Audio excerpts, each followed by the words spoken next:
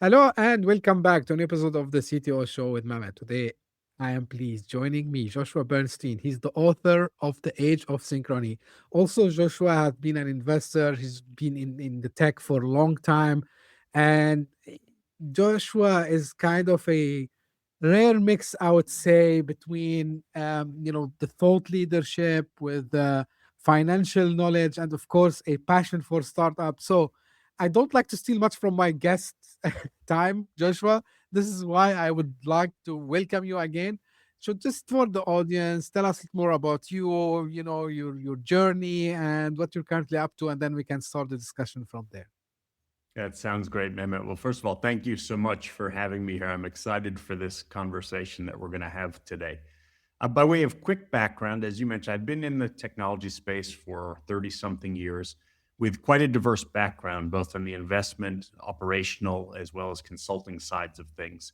And where I've turned my attention to lately is an area that we call synchrony. So everyone has had the experience of feeling very deeply connected to someone very quickly. But that has largely been a random occurrence over time. And where I've been putting my focus lately is on the neuroscience, the science, and the technology of how we can choose to create those kinds of connections so that we can build more effective relationships, more effective teams, and more effective products. And if this is becoming more and more important these days as AI is on everyone's lips. So I spend most of my time nowadays building out these concepts, principles, frameworks, and trainings around synchrony. And I also run a consulting firm called Vault Profit Partners that works with companies across various different industries, anything from a founder with an idea on a napkin up through multi-billion-dollar companies. So I'm excited to dive into any and all of these topics with you, Mehmet, today, and anything that might be of interest to your audience. Great. Thank you again, Joshua, for making the time with me today. I would love to start with this shift towards the neuroscience and the synchrony. And I know like you talk about something called sync framework. So in simple terms, I would like you, Joshua, to dissect it to us, why we need this framework, what's happening to our brains, I would say. So you felt like this is something much needed. Of course, you said AI, you just mentioned AI, but I'm sure like there are also like some other factors that play their role for you to dive more into this field. So tell us more about it. Yeah. So first and foremost, there's an incredible feeling of disconnection globally nowadays. And that encompasses people feeling disconnected from one another, be they family members, friends, or the greater society at large. And also people feeling a fear of what's coming next as AI rolls out, right? There's this growing fear that AI is going to somehow replace lots of jobs and work. And what I'm finding is the more that people are starting to rely on AI, the more important the ability for human connection. So, what I see happening as we roll forward in time very quickly is the importance of human connection, of humanity, of being able to relate to one another, to lead teams, is going to exponentially grow as well alongside the technology. So, what led me to dive in deeper at this point in time was those societal trends, but also the technology to measure human interaction, to measure what we call synchrony. And just by way of quick definition, think of synchrony as when two biological systems start to act in time and in unison with one another. So that could be something from an amazing conversation where you just click, or something larger where whole teams feel like they're in momentum together. So, as the technology to measure that comes out of laboratories and starts to be available to us on a daily basis, you can think about the Apple watches that we wear, the rings that we have on, the headsets you see measuring brainwave activity. We have the ability for the first time to see real time human connection. And that opens up a tremendous opportunity for people. It opens up the opportunity to build very large companies that help to measure and enable these kinds of interactions. But it also helps us, all of us who are listening here, on a day to day basis to just improve the quality of our life. Because at the foundation of all human connection, we've found is this ability for us to have a neurobiological connection to other people. So this isn't something that has to be learned. We all have this innate in us. It's maybe the original human technology. And as we're now able to start to work with it, it's going to open up a very exciting time. So I've put my stake in the ground. I'm just about to publish my first book on the topic, which is called The Age of Synchrony, and we can dive into that. But what I see unfolding is essentially a renaissance in human connection, of human interaction. And I'm excited to see where this leads and how we can build this together. That's great. Now, maybe a controversial question, Joshua, because you know, you mentioned that we are more and more feeling not connected, and I hear it a lot. By the way, I had a lot of guests on this show who are in the space of some of them coaching, some of them leadership, and they were sharing with me how you know it's only the I'm not sure if it's only we can put this on the technology, or is it like our lifestyles which change with time, but we're seeing like this more I would say lack of bonding that used to happen before. And now in the age of AI, we are seeing a lot of these pushes where we're telling people, hey, like you can go and build great things by yourself, you don't need to build teams, you can be the one man show company, like $1 billion single founders. So in all this, do you see like there is some also, in addition to the technology itself, us humans pushing toward this, maybe I would say directly or indirectly, maybe on purpose or not on purpose. And this is letting people more to feel like there's something wrong going on here. What's your take on that, Joshua? Yes, I think we're seeing the evolution of a long downward trend in people bonding.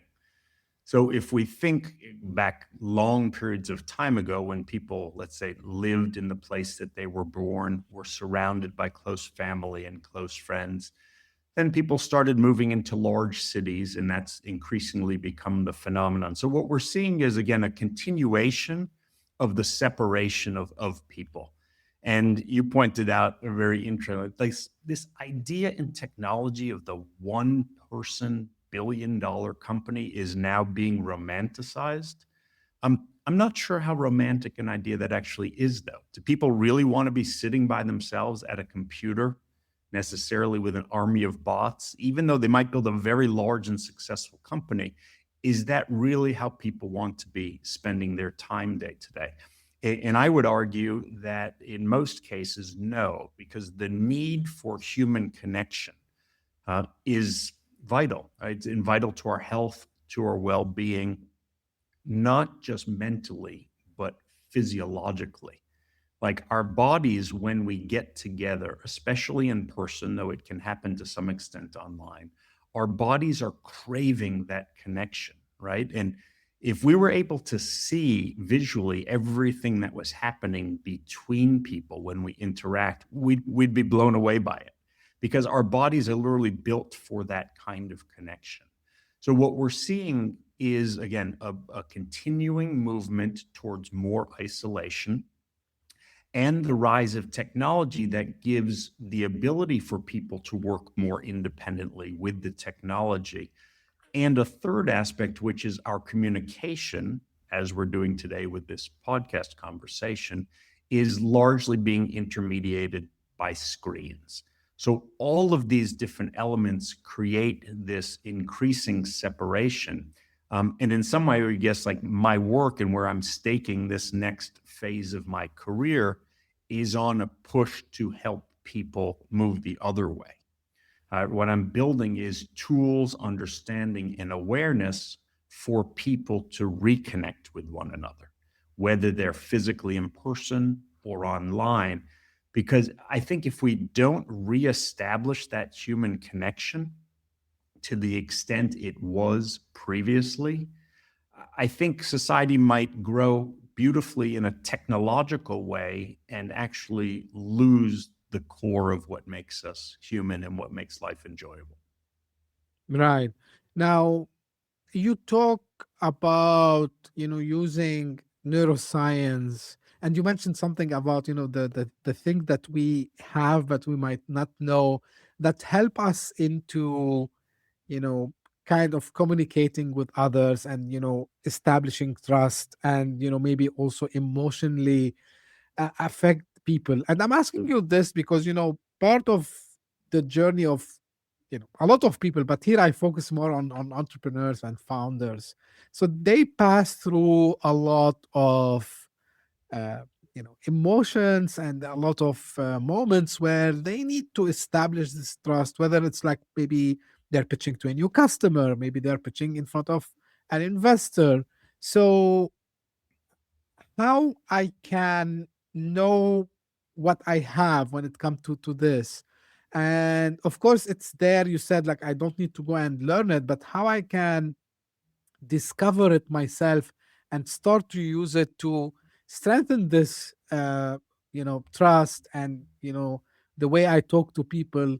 Again, especially now, everything in front of us, it's like pushing towards like isolation, and staying behind the screen, as you said. And by the way, I'm happy because I'm still able to do the podcast. I tell people like the biggest gain for me, it's not like about how many downloads I get, it's not about if there's something in it for me. For me, it's just having a connection with a real human being, and having like 40-50 minutes of real chat about things that it's for interest for me, and of course might be interest for a lot of other people. So again, back to the question, Joshua, how I can discover this and grow it when it comes to the neuroscience uh, things that you mentioned at the beginning.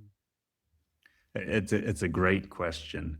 And what I would ask is, have you ever had that experience of just connecting very deeply and very quickly with someone, right? Sometimes, yes. Sometimes it happens, right? Yeah. And when it does, it's amazing. So the first piece of all of this I tell people is there's no need to add anything to what a person does, but we can remove maybe some of the things that get in the way, some of the noise. So the first thing I think people can do is just try to be more present when they're with someone, because our brains and bodies, and we now know this from the neuroscience literature, are always trying to create the connection with the other person. And where this shows up in some of the research, for example, is when we measure the brain activity. We can actually measure the brainwave activity and see when the brains connect up and get in sync and when they don't.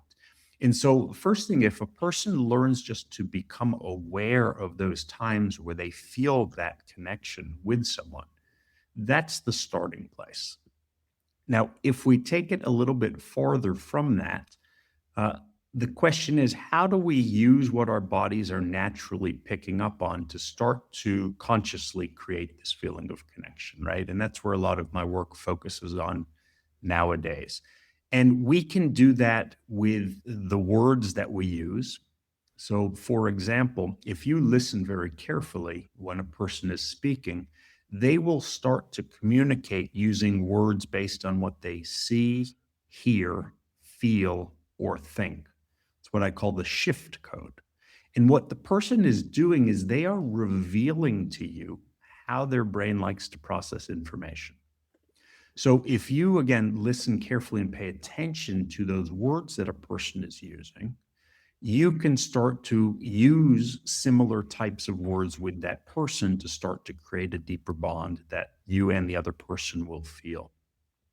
There's also things that can be done in terms of just relaxation of your own body that enables the bodies to kind of commingle and create that kind of connection. And when you standardize this, which is where my work goes, I've built, as you mentioned, what I call the sync protocol, SYNC. And that's a simple 4-step process that people can use to change their state, S, to yield the information, meaning forget about what you're trying to accomplish, any agenda, just be with the other person. N is for notice how the other person is feeling, behaving, right? And C is to create the connection. So through very simple processes, again, awareness at first, and then simple processes to go ahead and create that connection, we can start to leverage this neuroscience that we currently are starting to understand better. So if we look, for example, at the research on a site that's called PubMed, right, of the National Institutes of Health, there are about 16,000 cited research articles on this concept of synchrony nowadays. So the work that we have ahead of us is to make people aware first that this is even possible, right? Because you've said you've had those experiences where the connection just happens. We all have. It feels amazing. If we could do it on demand whenever we want, everyone wants to do that. And now we're in the process of putting those tools into people's hands so that people can choose to do that when they'd like to experience it. Does that answer your question? Absolutely, absolutely. Now, is there a way where I can encourage this? I don't know, like I can so maybe I'm a business owner, maybe I'm a small startup founder, or maybe I'm just a team leader. And I think this is, again, maybe I'm repeating myself more than any time before. I see this is important, about, the relationships and strengthening these relationships. How I can encourage this, Joshua? Is there any kind of practice that I can do with my team so we can be prepared? So whether we are going to meet a new customer, or maybe, we are having a new business meeting with a potential partner, and or so, of course, knowing this and being aware is one thing, but going and trying to practice it is something else. And I think, you know, like any other thing in this world, like the more we try to practice it, the better we can do. So, is there anything me as a team leader, founder, business owner, I can do not only for myself but also for the people around me? And this, I think, you talk about it as the coherence also as well, and making everyone uh inside the organization be on the same page. So maybe I'm mixing two things together, but I think this is important. What's your take on this? Yeah. So on a very, very simple level, we know that eye contact creates synchrony. So you're a Mhm. startup founder or a team leader, whatever it might be. If you just choose before a meeting or at the start of a meeting with someone, just to engage 5, 10 seconds of eye contact with that person, that will create synchrony. So there are very small practices. So one is, again, physiological. Eye contact is one way to do it. Another is the research shows that when teams get together and have a shared intention and they're clear about, let's say, the intention for the meeting, that can help to move people into coherence as well. So, very tactically speaking, having clear agendas and an outcome for a meeting stated on, and then at the beginning of the meeting to reiterate and discuss and make sure everyone, we use the term on the same page, is another way to do that. Those are, I would say, the two quickest ways to start to think about that. The other ways, as a startup leader or founder, how you can start to use or leverage this is to look at the communication patterns of another person. So we touched a little bit about words. So practically speaking, if you have some emails from somebody on your team or a client or a partner, if you simply look at those emails that they have sent and search for words related to what you see, hear, feel, or think, see which of those 4 categories they like to use the most. And the next time you communicate with them, choose some words in that category that they prefer. Another very tactical way. In terms of when you're meeting someone face to face, you can also start to pay attention to their body. So, how quickly do they speak? What's the tone of voice that they use? How often do they pause? How deeply are they breathing? So, as you start to get trained up in these concepts, you can very simply use these techniques that are available to all of us to create the synchrony and to start to do so on demand. As you start to get into, call I would say, more sophisticated or faster ways to do it, it turns out our brains have the ability to do it on their own. So you can literally start to train your brain to create the synchrony for you on demand whenever you would like. So think of these as a, call it, a system of training. Your body responds very quickly to effort. So if you start to, let's say, do this practice of creating eye contact with a person just for a few seconds at a time, and the research is very clear. They did a study with a group of high school students and their teacher. And they found that if they just start off with a very little bit of eye contact at the beginning of class, it creates a stronger synchrony. And the research shows that that led to much better outcomes in terms of the class, in terms of how people interacted, and those kinds of things. And if you do this consistently, you're telling your brain and your body that you are putting effort into this place and intention. And your brain and body will start to take that message in and then make it easier and easier for you.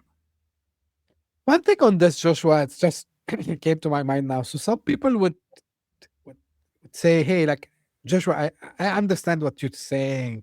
I got it, but I'm an introvert. Like I feel shy. I can't do eye contacts. All so, what's your counter argument to someone who might say this?" Yeah, it's actually funny. Someone who feels that they're a little more introverted will actually pick up on this maybe more quickly. Here's why. A big piece of learning to get in sync with other people is observation. So if Mhm. someone tends to be more introverted, a lot of my friends who consider themselves more introverted are extremely observant because they might not be putting as much time into thinking, what am I going to say next to lead the conversation? But they tend to pay very close attention to the people in front of them and what they're doing. So, to an introvert person, I would say that's amazing. That's a superpower.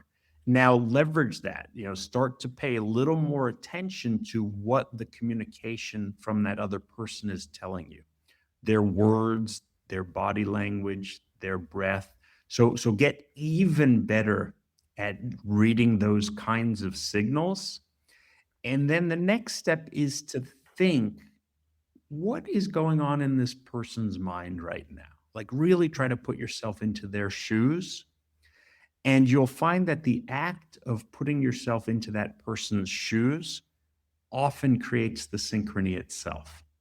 So for an introvert, there's not this need to have to go out and create eye contact, to use that mechanism for it. They don't have to start to talk more or be more charismatic. They can actually leverage their own strengths and their own interests to go ahead and create the bond. And what happens, Mehmet, is once the bond is created, you typically feel that in your own body. It's a very strong signal that now that you're aware that this signal exists, I bet over the next few days, you'll start to pay more attention to it and you'll notice when it shows up. And so for an introvert and for everyone else, once they start picking up on those signals, they can start to just kind of let conversations flow more naturally, right? You don't feel like you have to do anything or guide the conversation in a certain way because once you have the connection established, we interpret that as trust. And ultimately, a lot of your questions today so far have really been asking, how do we create trust with people, right? Right. How do we create trust? And so once that connection is there and you know it's there, carry on as normal. You don't have to do anything special after that. So you know, uh, it's very deep. It looks simple, but it's not simple. But at the same time, it's not hard. And the reason I'm saying this, Joshua, because I know from myself, um, I still consider myself sometimes an introvert, but I can relate to what you just said, right? Maybe you saw like my eyebrows went up when you were talking about this.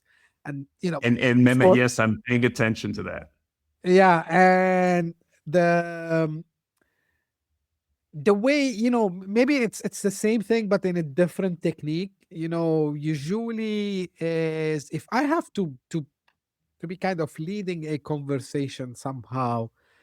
So the best way I found would work and to build trust, of course, like the eye contact as much as you can, and then try to focus on what you are trying to convey as message more than what people will think about me, or maybe like they will not like my voice tone, or maybe they will find me silly, like, and this is why I was, smiling when you were mentioning this, because I could relate to this earlier in my career. When I had the first time to go and start to talk to people. I was like sitting behind a screen all day, and all of a sudden I found myself like, hey, I have to talk to a lot of people, and this is the thing which I think the question I wasn't asking myself that time, but now I know what was the question was how I can let other people trust me. Like, and why should they trust me in the first place, right? So I think the word trust is very important here.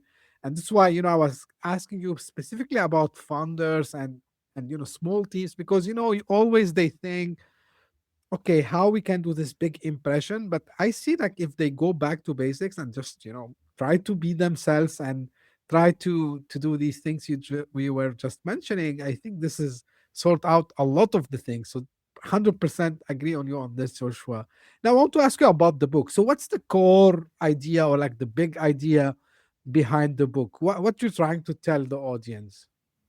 So yeah, in the book is called the Age of Synchrony. And the core premise of the book is that we have entered a new age. In that age is when getting in sync moves from chance to choice, meaning we now have the technology to measure it. We're building out the capabilities to train it and learn it. And as people become aware that this exists, it has the potential to change so many domains of life, not only the business realm, as we're talking about, but healthcare, education, sports, technology. The reason is we are racing to use AI, and it's transforming so many different aspects of our lives. But if we race to implement AI and new technologies, that amplifies what we do. And if we don't have deep human connection and coordination established, and we race to amplify that, that leads to chaos. So, the core purpose and premise of the book is really to make people aware that this concept of synchrony exists, that it's something we can work with, and it will become the most important human capability in the time moving forward from here. And lastly, there's nothing to learn. Our body comes pre installed, all of us, with the biological technology to know when we're in sync, to know when we're out of it, and to create it. So, by publishing the book and by doing so now, I want to start a conversation around this so people know that there's an ability that's in them already that can really transform each aspect of their life in a very positive manner. So that's the primary, say, purpose and goal of the book right now. But to take it back to your last comment, which was so interesting, you said, earlier in your career, or maybe some founders get in a room and they're like, how do I create trust, right? So I can get people on board and get them to trust me. Yeah. And what's so interesting is that, let's take the example of a founder going in to pitch some investors, right? Decisions are made emotionally, and then we use logic to justify them, right? So, what you've hit on is the most important thing in that room. When a founder walks into that room or anyone into a meeting, the most important thing is what is the state that the person's in and how is the emotional connection between the people, because those two things create the trust. The trust isn't from something you say. The trust is from being who you really are, which you hit upon, right? In letting that authentic you come through in the right way.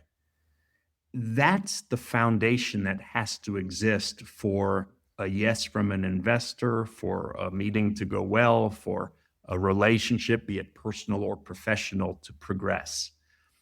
And so by putting this book out at this point in time, ultimately, I want people to realize that they don't have to go off and try to be someone they're not. They don't have to go off and try to, use certain tactics to create this trust. What they really have to do is learn how to let their brain and body do what they were designed to do.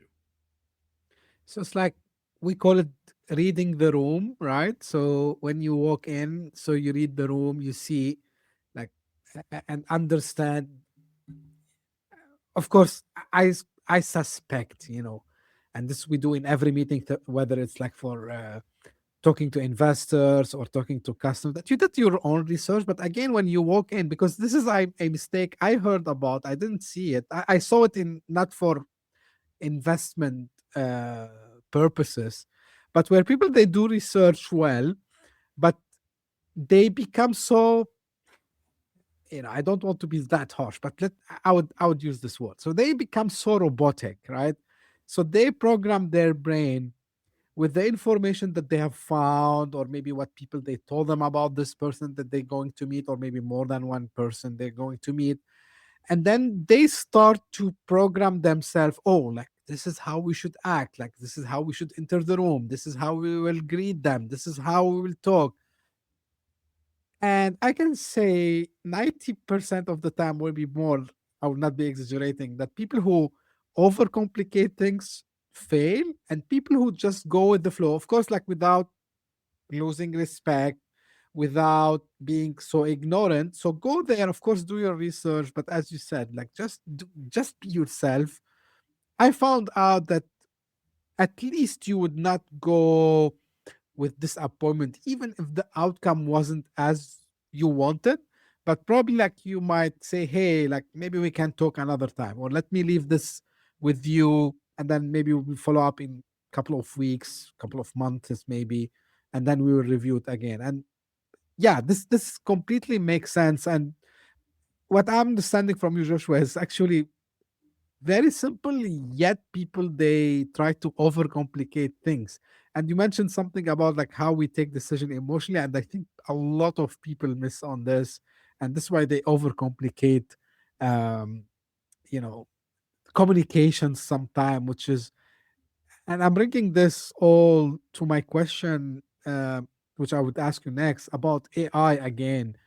So nowadays we're seeing, like, as we are more and more adopting AI, and of course I'm mentioning AI, it's not because there's no other technology, because it's the main technology that is now going mainstream. But I'm seeing more and more people are relying on it to reach out to other people, like to put it as a digital twin persona. So here, what what would be the method to keep having this sense of trust? So let's say, of course, I don't wish any day that happens soon, but someone asked me one day, like, what if you, as Mehmet, as the host, you put a digital twin, and and this digital twin start to interview people? I said never ever. I would stop the podcast the moment, like, because I want me to have this conversation. But still, it's something that's coming, Joshua. I don't know how you're seeing this. Is it a threat? Is it like something we should be aware of? What are your thoughts on this? It's such an interesting issue, right? Because let's say if you're doing email outreach at scale, right?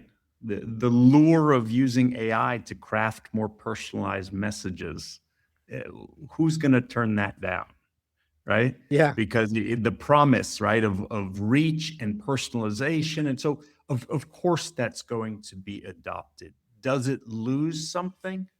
Absolutely. And maybe not exactly in the way most people may think, but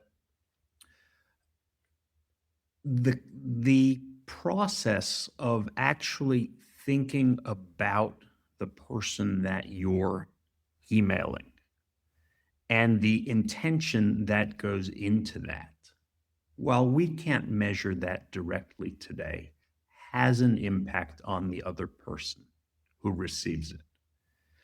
Right. And I'm not going to dive into kind of esoteric topics, but there's a lot of research going on nowadays about the physics, right, of non-local communication, for example.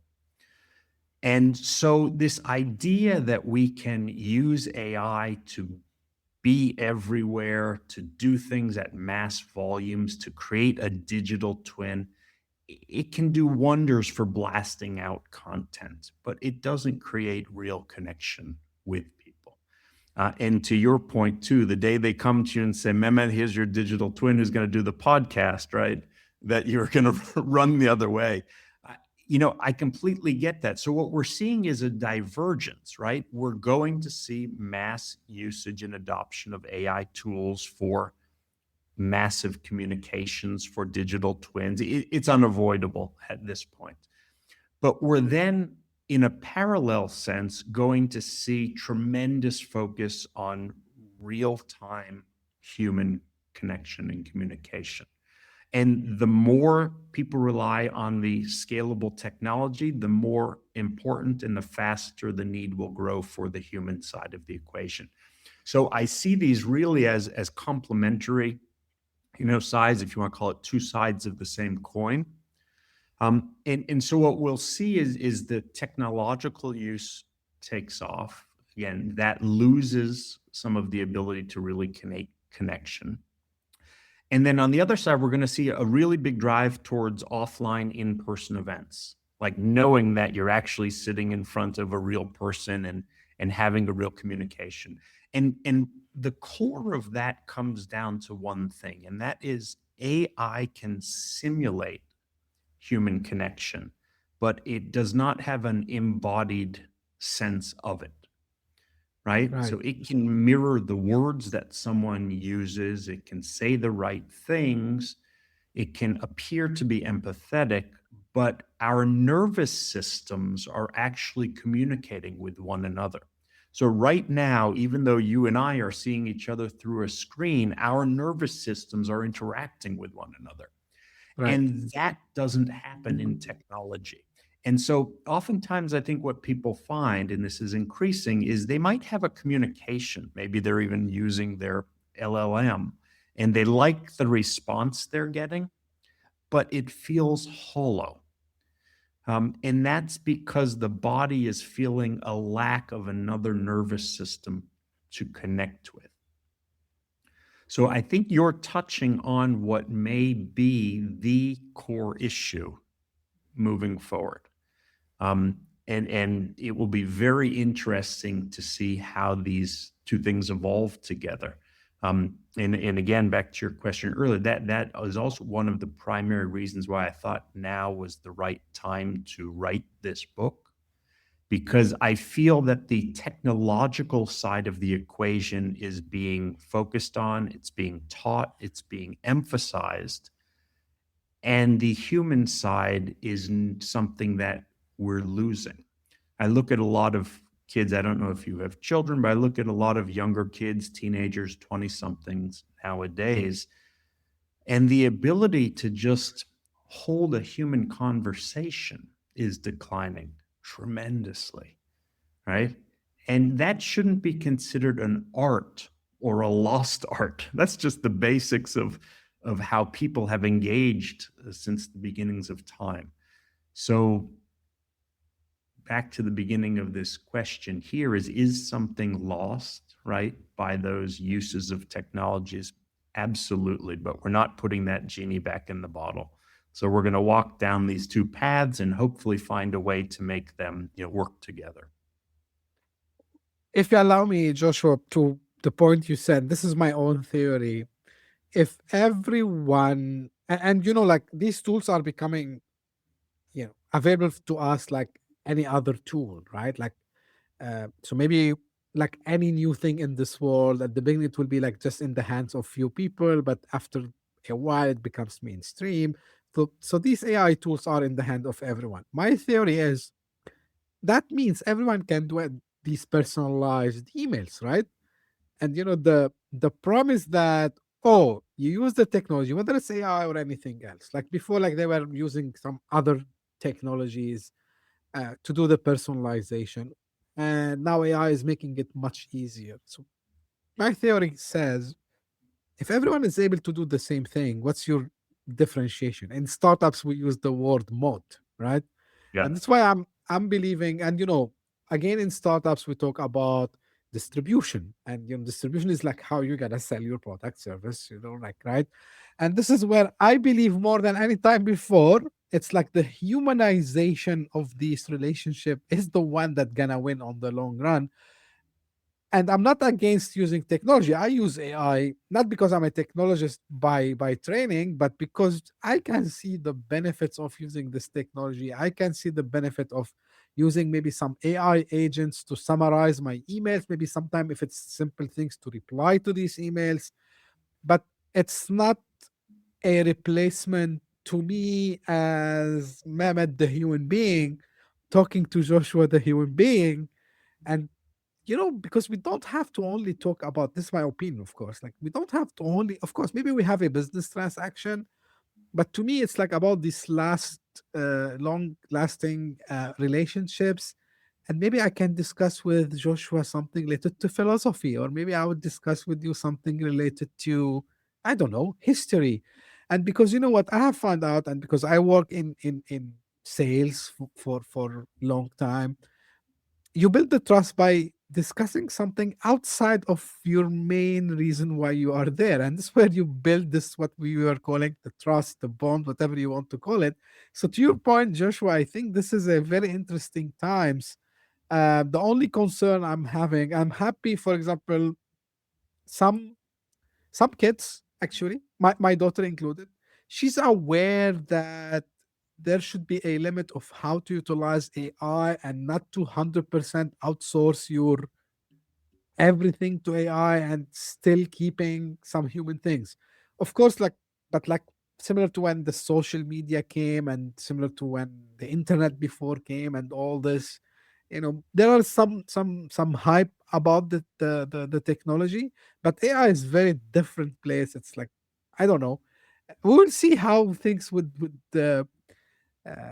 in the future. But I'm very happy, Joshua, that you brought these things, and maybe the audience will notice in the last 2 3 episodes, I started to focus more on the human aspect of the technology because I think we are not discussing this enough. Um, it's just an observation from my side. Yeah, I'm excited about the technology. I share a lot on my socials about, hey, like, see this model, see this, discovery. But we need to remember we are humans. Last question I want to ask you, Joshua, for today is, with all this happening and back to the neuroscience and back to all the points we went through today, and it's kind of a philosophical question. Of course, if you want to take a different direction, completely fine. What would be our purpose? Like, what would be our activities in an age where AI can maybe do, I would say, 95% of our work?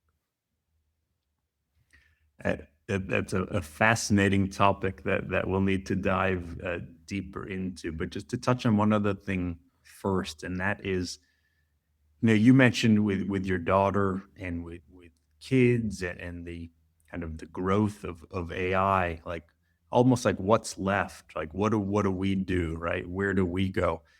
I really think the only differentiation moving forward as things become more commoditized is authenticity. And that ties into this last question is what's the purpose? What do we do? I would say the purpose really is to discover who you are and to be that to the fullest extent. Um, that really, if you imagine a future in which the AI or AI and robots, those related fields, can do most of what we would consider to be the productive work. Um, I don't have an easy answer, right, for what people do in those scenarios Sure. because we derive a lot of our meaning to life by the productivity that we have. But just thinking more broadly about kind of purpose and why we're here, uh, I think a big part of our purpose here is just to experience life to the fullest we can and then to share those experiences with other people, either to maybe give people a spark of imagination that they might want to try it too, or to just share experience to grow the richness of the fabric of humanity together in the experiences that we have. So maybe that pulls this conversation maybe back to a very interesting place, which is go have the experiences in real life, live the richest, fullest life you can have, surrounded by great family and friends and food and drink, and maybe then use the technology, leverage, and scalability to let as many people as possible partake in that to the extent that they want to. This is the best advice I would say. Yeah, like you go and enjoy the life, just discover and share the experiences. Like this is what I'm optimistic by nature, and that's why I'm telling people, yeah, like if the technology can do all this, yeah, maybe we should go back and we should like go travel the world and start to discover ourselves, discover other cultures. There's plenty of things to do over there. Well, Joshua, really, I enjoyed the discussion. We can go hours and hours, I would say, especially on this last topic. But before I let you go, where people can find out more and get in touch? Absolutely. The best place, and this will be starting in a few, by the time this episode is out, it'll be available, is to go to Amazon, get a copy of The Age of Synchrony. I think for people who want to dive deep into this topic, that's the best place to go find it. I'm on Twitter. We'll put in the show notes at Joshua Bernstein. And I'll give you all the contact information. Mehmet, I welcome anyone who's interested in these topics.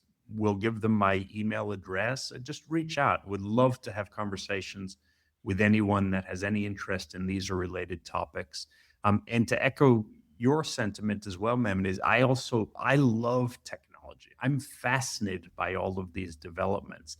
And I want to make sure that we have this human capability, you know, side by side going forward. So to your extent, so people can live their lives, explore the world, enjoy time with family and friends, and add to the richness of all of these conversations. Great. Thank you again, Joshua, for being here with me today. Like, of course, the links will be in the show notes as you mentioned. So if people are listening to us on your favorite podcasting app, you will find that in the show notes. If you're watching this on YouTube, you'll find it in the description. Again, I can't thank you enough, Joshua. It was a very rich conversation, deep conversation. That's why I like about meeting people like yourself, to discuss these, I would say, important topics, which, in my opinion, we are not covering them enough. So I'm hoping that it's small contribution to the world where I bring people like yourself, Joshua, to share that. And thank you for sharing the time and the knowledge with me and the audience today. And this is how I end my episode. This is for the audience. If you just discovered us by luck, thank you for passing by. I hope you enjoyed. If you did so, give me a favor, subscribe and share with your friends and colleagues. And if you are one of the loyal fans, thank you very much for listening, tuning in, sending messages. I really appreciate that. And thank you, of course, to keep the podcast running now and having the amazing results I'm seeing. Different countries. Sometimes we are in Europe, sometimes in Australia, Asia, where we are trending in the top 200 Apple Podcast charts. So this cannot happen without you folks. So thank you very much. And as I say always, stay tuned for a new episode very soon. Thank you. Bye bye. hit that subscribe button, share the show with your tech-savvy friends and fellow entrepreneurs, and leave us a review on your favorite podcast app. Your support means the world to us.